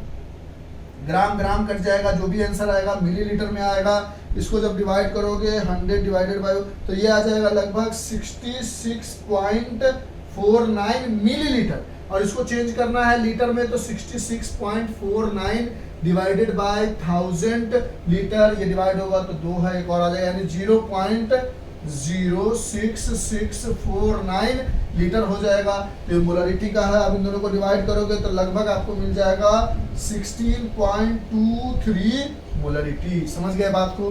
तो 2.4 भी कंप्लीट, पक्की वाली बात लिख लो। 2.4 क्वेश्चन का भी मोलरिटी निकल गया, डेंसिटी दिया हुआ था, इजी क्वेश्चन था। 2.4 हो गया। अब 2.5 पे आते हैं, 2.5 पे आते हैं। ठीक है, चलो एज करें। हाँ सर कर दो, लिख लिया, लिख लो लिख लो लिख लो लिख लो, घबराने की जरूरत नहीं है।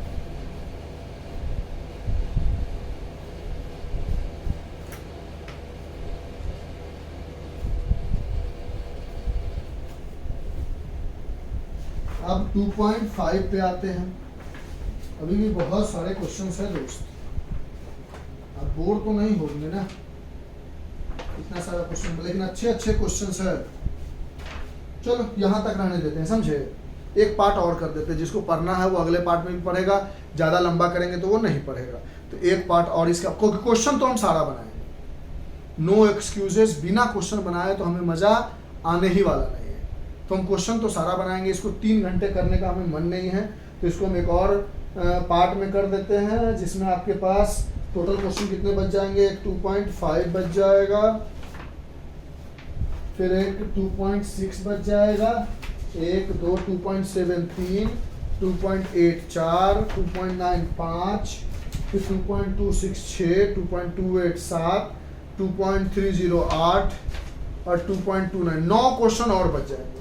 तो इस वीडियो का हम 9 क्वेश्चन जो बच गया है, 9 टोटल क्वेश्चन बच गया है, उस टोटल 9 क्वेश्चंस को नेक्स्ट वीडियो में बता देंगे हम आपको। ठीक है, 9 क्वेश्चन बनाने में भी 1-1.5 घंटा और लगेगा। अच्छे अच्छे क्वेश्चन है तो क्यों टाइम को वेस्ट करना। यहाँ तक अच्छे से पढ़ लिया आपने, बना लिया है तो बनाओ, फिर आगे हम आपको इसके नेक्स्ट वीडियो में बनाएंगे, क्योंकि वीडियो लंबा हो जाता है तो आपको देखने में मज़ा नहीं आता। और आज हम कोशिश करेंगे कि आपका इसके बाद सॉल्यूशन को कंटिन्यू करते हुए सॉल्यूशन चैप्टर को कंप्लीट कर दे। तो आज के लिए इतना ही।